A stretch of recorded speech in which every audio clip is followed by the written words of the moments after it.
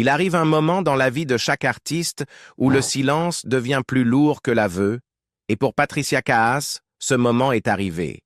Pendant des décennies, elle est restée sur scène avec une assurance inébranlable, dissimulant des blessures intimes derrière des performances impeccables et un succès mondial.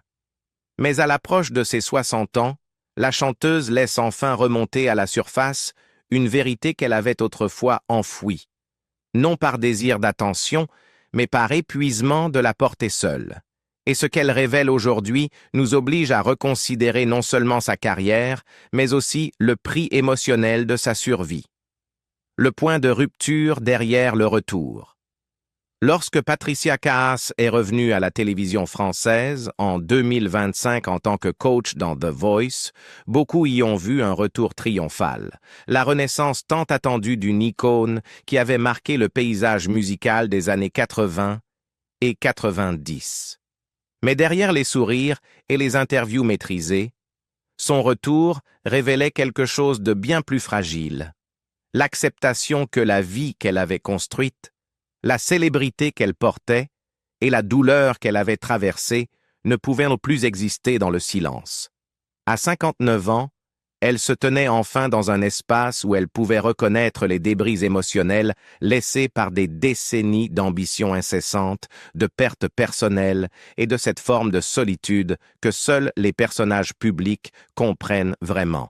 Et pour la première fois, elle admettait ouvertement que les applaudissements sur lesquels elle s'était appuyée pendant des années étaient devenus à la fois son refuge et sa plus grande échappatoire.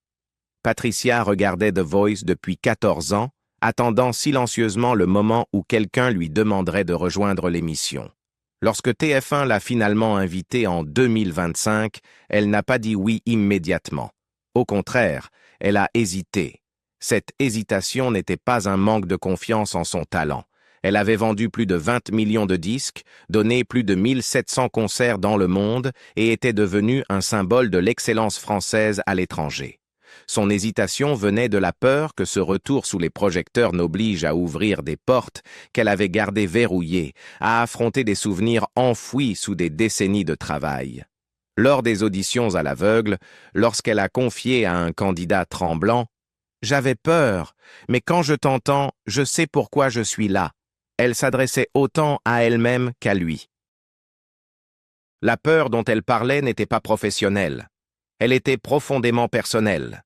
Dans sa vingtaine, elle avait perdu sa mère, emportée brutalement par un cancer, une perte qui avait brisé ses fondations émotionnelles au moment même où sa carrière prenait forme. Quelques années plus tard, une autre tragédie la frappait lorsque son frère mit fin à ses jours.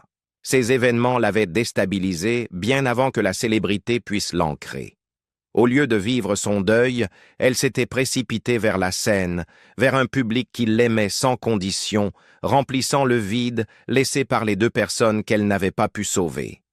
Elle avouera plus tard que l'adoration du public était devenue une manière de combler ce manque, une stratégie de survie qu'elle avait utilisée tout au long des débuts de sa carrière internationale. Mais cette stratégie avait un prix.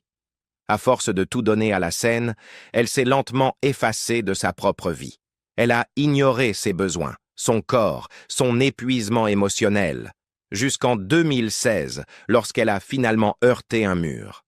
Le burn-out de cette année-là n'était pas une simple fatigue, c'était l'accumulation de chagrins tus, de travail inlassable et de cette croyance silencieuse que si elle cessait de se produire, elle n'aurait plus rien à quoi se raccrocher.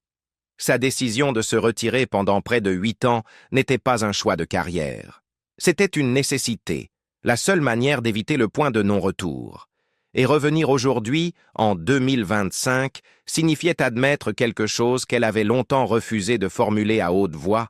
Même les voix les plus fortes finissent par se fissurer sous le poids du silence. Le traumatisme qu'elle cachait au monde. Bien avant que le burn-out ne force Patricia Kaas à s'éloigner de la scène, une expérience plus sombre avait déjà bouleversé sa relation à la célébrité, à la confiance et même à son public. Au début des années 1990, alors qu'elle connaissait une ascension fulgurante, enchaînant les succès, se produisant sur plusieurs continents et devenant le nouveau visage de la chanson française, Patricia vivait dans une peur qu'elle ne pouvait reconnaître publiquement, la peur d'un homme qui avait franchi 1990 la frontière floue entre admiration et obsession. Pendant 2 longues années, elle fut harcelée par un fan mentalement instable qui surveillait ses déplacements, envoyait des menaces et tenta finalement de s'introduire chez elle. La chanteuse, qui puisait autrefois sa force dans la foule, se mit à scruter les visages, cherchant le danger là où auraient dû se trouver les applaudissements. La situation prit une tournure dramatique lorsque cet homme kidnappa un membre de son équipe, un incident si grave que l'intervention de la police devint inévitable. Le face-à-face se termina par la mort de cet individu, abattu par les forces de l'ordre. Patricia n'en ressortit jamais indemne. Bien qu'elle continuât d'apparaître sur scène avec assurance, livrant des interprétations puissantes d'entrée dans la lumière ou, je te dis vous, elle portait en elle une terreur que la plupart des fans n'ont jamais soupçonnée. Lorsqu'elle évoqua enfin cet épisode en 2016 dans « On n'est pas couché », elle admit à quel point cette expérience avait laissé une marque indélébile dans son esprit. Cela vous rend plus forte quand on commence une carrière et que tout d'un coup, il y a un fou derrière vous. La force, cependant, ne racontait que la moitié de l'histoire. La force était ce qu'elle montrait, la peur était ce qu'elle vivait. Avec le temps, même les gestes les plus innocents devinrent des déclencheurs. Un fan lui offrant une rose, un geste pourtant tendre, pouvait la faire reculer si elle remarquait des mains tremblantes ou trop d'émotion dans le regard. Elle avoua être devenue méfiante, même envers des admirateurs bien intentionnés. L'imprévisibilité des comportements humains, la possibilité que la gentillesse masque un danger, la rendirent prudente d'une manière que le public n'a jamais imaginée. Pour une artiste dont la connexion émotionnelle au public avait été une bouée, ce changement fut dévastateur. Ce traumatisme infiltra aussi sa vie personnelle. Déjà éprouvée par la perte de sa mère et de son frère, Patricia vit son instinct de protection se renforcer. Elle devint plus sélective envers ceux qu'elle laissait entrer dans sa vie, plus prudente dans ses relations, plus déterminée à garder le contrôle. Elle admit qu'un partenaire rencontré peu après la mort de sa mère avait fait de sa vie un cauchemar, laissant des blessures qu'elle porta dans ses relations suivantes. Tandis que sa carrière s'élevait, son univers émotionnel se resserrait. Elle vivait dans un équilibre constant entre tout donner à son public et cacher tout ce qui pouvait l'exposer à la douleur. C'est cette combinaison, chagrin, célébrité, violation, méfiance, qui la poussa silencieusement vers le burn-out qu'elle affronterait des années plus tard. Le monde voyait une star. Elle vivait comme quelqu'un qui essayait simplement de survivre. Et survivre devint l'aveu discret qu'elle ne pouvait formuler jusqu'à aujourd'hui. Le fardeau d'un corps qui ne pouvait pas oublier.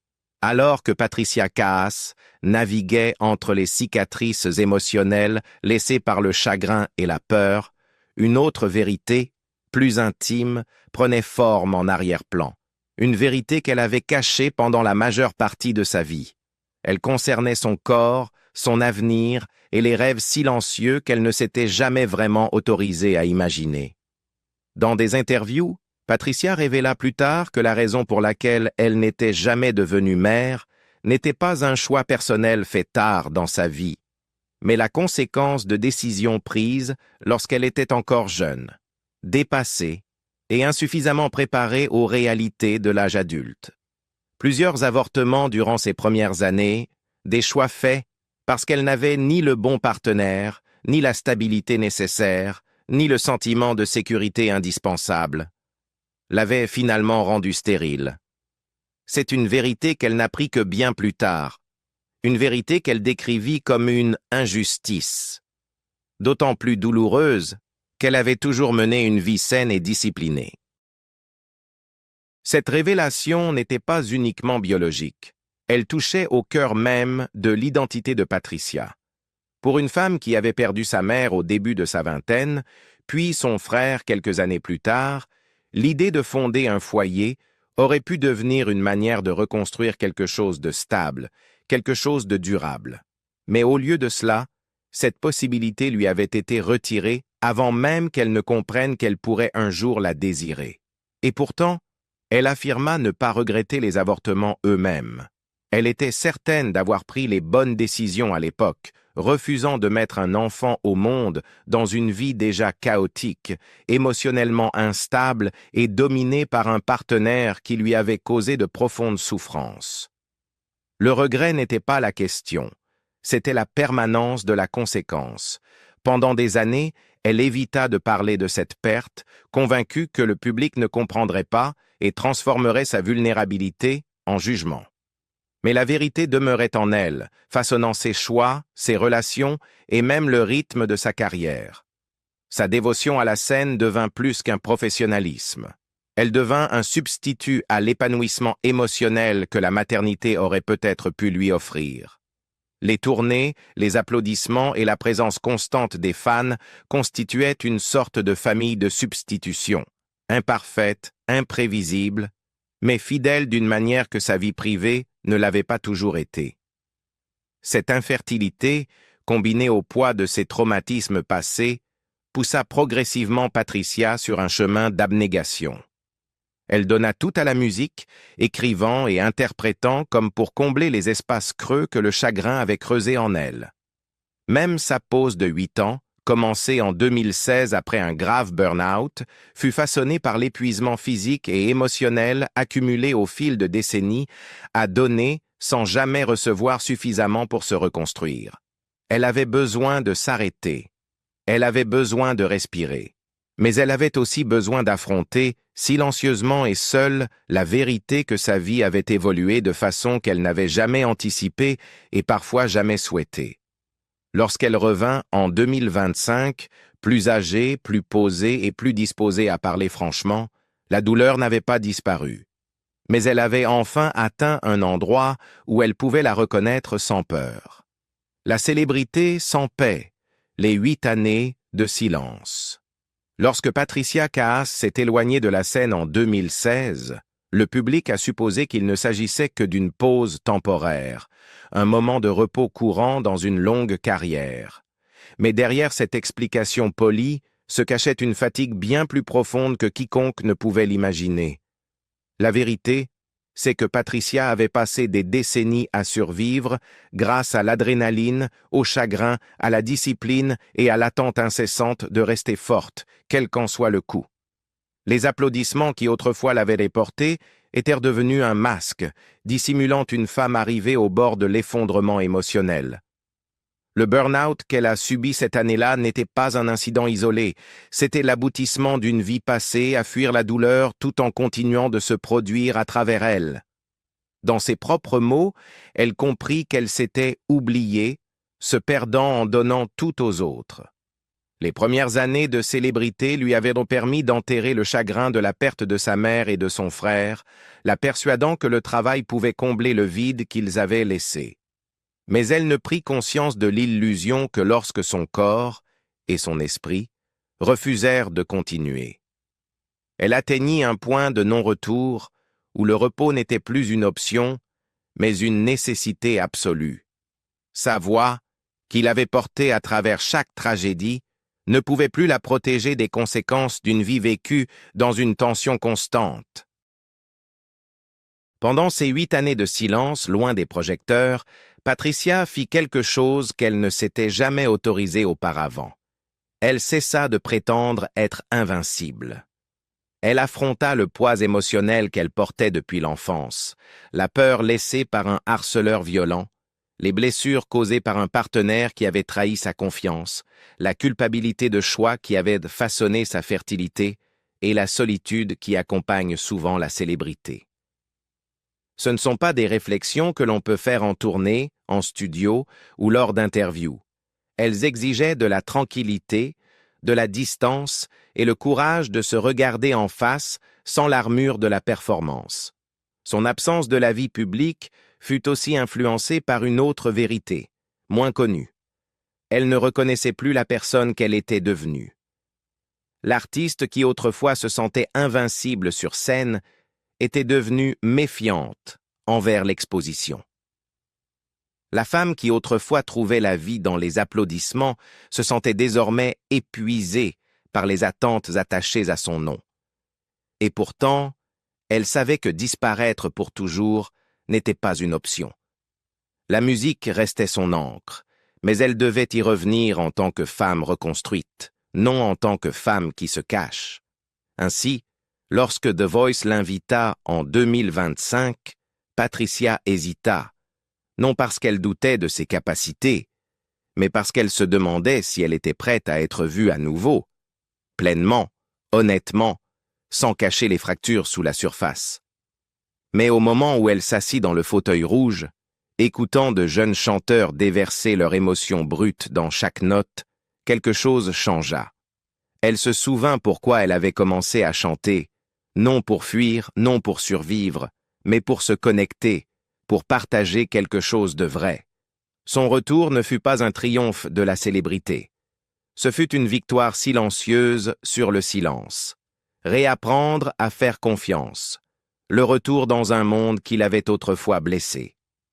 Lorsque Patricia Kaas accepta l'offre de rejoindre The Voice en 2025, elle n'était plus la jeune chanteuse guidée par l'instinct et la survie. Elle était une femme façonnée par des décennies de triomphes, obscurcie par des blessures intimes. Une femme qui avait appris que la célébrité pouvait l'élever à des sommets extraordinaires, tout en la laissant complètement seule à la fin de la journée. Revenir à la télévision nationale signifiait replonger dans un monde qui lui avait tout donné, mais lui avait aussi pris bien plus que ce que quiconque pouvait imaginer. Et pour la première fois de sa carrière, Patricia s'autorisa à affronter ce que cette contradiction signifiait réellement. Son rôle de coach lui apporta une clarté émotionnelle inattendue. Chaque candidat qui montait sur scène portait avec lui une part de son histoire, la peur, l'ambition, le chagrin, l'espoir, et dans leur voix tremblante, Patricia reconnaissait la version plus jeune d'elle-même. Celle qui chantait à 8 ans parce que la musique était un refuge. Celle qui débuta à l'Olympia à 21 ans en pleurant une mère qu'elle n'avait même pas eu le temps de vraiment pleurer.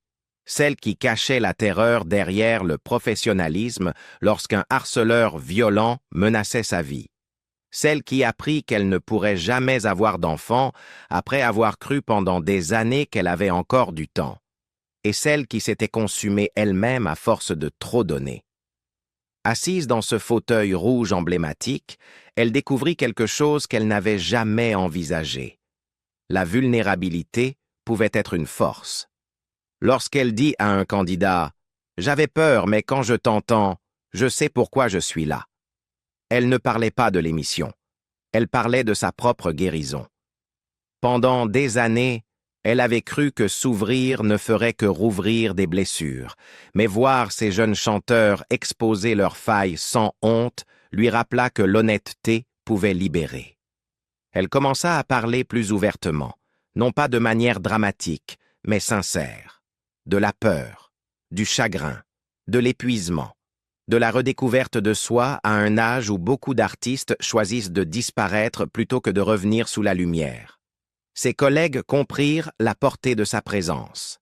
Les producteurs la qualifièrent de « choix évident », louant sa légitimité, son art, sa rareté.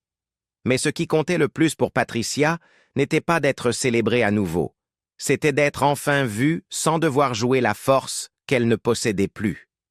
Elle n'avait plus besoin de se cacher derrière des chansons comme « Il me dit que je suis belle » ou « Entrer dans la lumière ». Elle pouvait enfin vivre la vérité qu'elle contenait. L'aveu de Patricia à 59 ans n'était ni une révélation dramatique ni un scandale. C'était quelque chose de bien plus humain. L'admission qu'elle avait passé sa vie à porter la douleur en silence, croyant que c'était le prix du succès. Et maintenant, enfin, elle s'autorisait à ne plus porter ce fardeau seule. La vérité qu'elle s'est enfin autorisée à dire. À l'approche de ses 60 ans, quelque chose de fondamental a changé en Patricia Kaas. Non parce que l'âge l'avait adoucie, mais parce que le silence ne la protégeait plus comme avant. Pendant la majeure partie de sa vie, elle avait cru que révéler ses luttes affaiblirait son image, diminuerait ses accomplissements ou la ferait paraître fragile dans une industrie qui récompense la perfection et punit la vulnérabilité. Mais ces années loin des projecteurs lui avaient révélé une autre réalité. Le véritable coup du silence n'était pas porté par sa réputation, mais par son propre cœur. Et lorsqu'elle revint en 2025, elle n'avait plus la force, ni l'envie, de prétendre qu'elle avait traversé sa vie sans être touchée. Son aveu ne fut pas une phrase unique prononcée dans une interview dramatique. Il fut l'addition de petits moments sincères, sa manière de parler du burn-out sans honte, en reconnaissant qu'elle avait atteint un point où elle ne se reconnaissait plus. Sa franchise au sujet de son infertilité, non comme un regret, mais comme une blessure qui avait façonné toute son architecture émotionnelle. Son courage de revisiter la terreur d'avoir été traqué, la peur persistante qui l'avait suivi pendant des années, la prise de conscience que le traumatisme avait façonné ses instincts bien plus que la célébrité. Et son aveu que les applaudissements, dont elle dépendait quand elle était jeune, n'avaient jamais été un signe de confiance, mais un mécanisme de survie, une manière de fuir un chagrin qu'elle ne savait pas affronter. Mais peut-être que la confession la plus profonde lui échappa presque par surprise.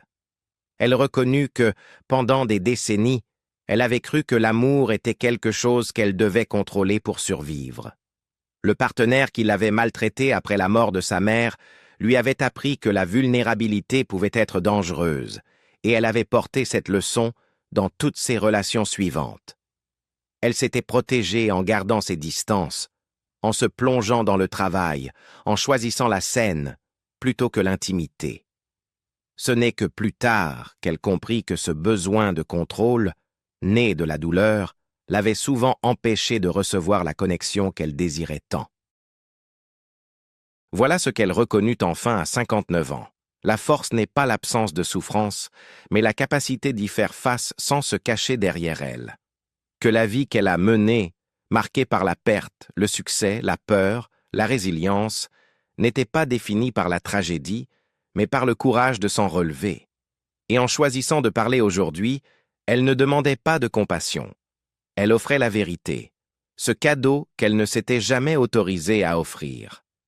Pour la première fois, Patricia Kaas n'apparaissait plus comme un symbole, une icône ou une artiste sur la défensive, mais comme une femme enfin prête à vivre sans porter son passé en silence.